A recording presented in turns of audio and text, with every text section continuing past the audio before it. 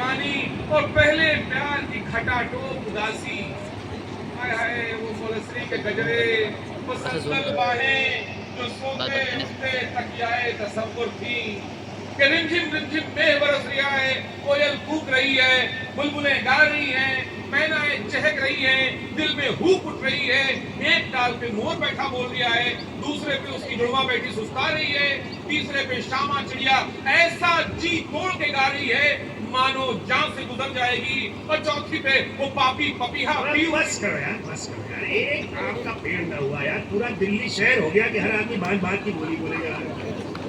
गलती इनकी नहीं आ रही, असल में हमारी गुटकी में घोल के हमको पिला दिया गया है कि गांव में ही असली भारत बसता है, कि गांव का वातावरण शुद्ध है, गांव की बोलियां शुद्ध है, गांव का माहौल शुद्ध है, गांव का दूध घी दही शुद्ध है।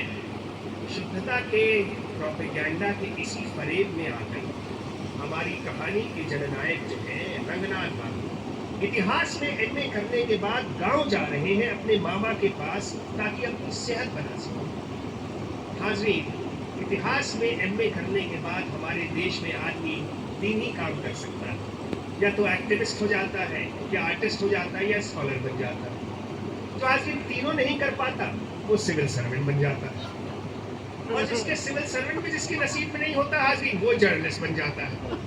अब रंगनाथ बाबू ये सारे काम ना कर पाए तो वो बन के रह गए उसी नॉवेल निगार तुर्गेनेव के लफ्जों में कहूँ तो सुपरफ्लुअस मैन, समाज से ज्यादा पढ़े लिखे, समाज से ज्यादा काबिल, ज्यादा संपन्न, पर समाज के लिए कुछ कर सकने से हासिल। तो रंगनाथ बाबू चले गांव की ओर। हाज़रीन, इतरा इतरा के लिखने वाले को लिखाड़ कहते हैं, और जो खुल के खेले उसे खिला के, और जो बात बेबात सच बात बोले उसे सचा के। तो चूंकि गांव का जिक्र आ गया है, इसलिए गांव के बारे में दो चार सचार बातें हो जाए। देखिए, खुदावंत ने जब कहा दुनिया वालों से कि देखो मैंने क्या दुनिया बनाई, तो गंजहों ने कहा देखिए हमने क्या गंदगी बनाई। हमारे न्याय शास्त्र की किताबों में लिखा है कि जहां जहां धुआं होता है वहां वहां आग बोती है। तो गंजहों ने कहा कि इसमें एक लाइन का इजाफा और कर देना चाहिए कि जहां जहां बस का अड्डा होता है वहां वहां गंदगी होती है। तो शिवपालगंज में भी एक बस का अड्डा था, वहां गंदगी प्रसार योजना को आगे बढ़ाने के लिए ढेर सारे नैसर्गिक साधन मौजूद थे। मसलन ठीक शिवपालगंज बस अड्डे के पीछे एक तालाब था, निहायत गंदा और बदबूदार।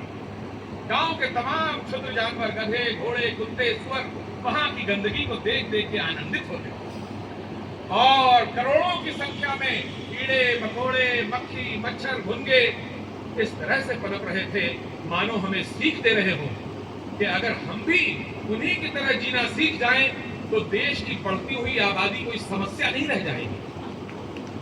हाज़रीन, पेट के स्वेच्छाचार से पीड़ित गांव के कुछ लड़के किसी भी समय उस तालाब के किनारे जाते और ठोस, द्रव्य और गैस, ये तीनों प्रकार के पदार्थ उस तालाब को समर्पित करते और दौड़ जाते। गंदगी के मुख्तलिफ मुतनव्वे और मुतअद्दिद लवाज़िमात में जिस चीज़ को सरताजी का मुकाम हासिल था वो था हमारा राष्ट्रीय चिन्ह मान लेने की तैयारी। शिवपालगंज में धूप का उत्पादन बढ़ाने के लिए वहाँ कैफे डिफ्यूज टाइप के कुछ चायखाने, कुछ खांचे हलवाइयों के, और कुछ पान गुट्टे, पान के और गुटके की दुकानें थी। लिहाजा धूप का उत्पादन वहाँ जोरों पर था। धूप को समेटने के लिए चारों तरफ कुछ पात्र रख दिए गए थे। अंजाम-ए-कार ये था कि आदमी पूर्व दिशा को छोड़कर किसी भी और दिशा में धूपता था, और इस खूबी से धूपता था कि सारा धूप पात्र के बाहर जाता था। लिहाजा शिवपालगंज में धूप और नीक और बलगम की नदियाँ कुछ इस तरह बहती हैं कि जैसे सुना जाता है कदीम जमाने में हमारी नदियाँ बहती हैं। आज भी हमारे समाज शास्त्रियों ने थूकने की इस प्रवृत्ति को समझने में बड़ी भूल की। थूकना दरअसल हमारी मजबूरी नहीं है, थूकना हमारा शगल है, थूकना हमारा सेवा है, थूकना एक क्रांतिकारी दुस्साहस है।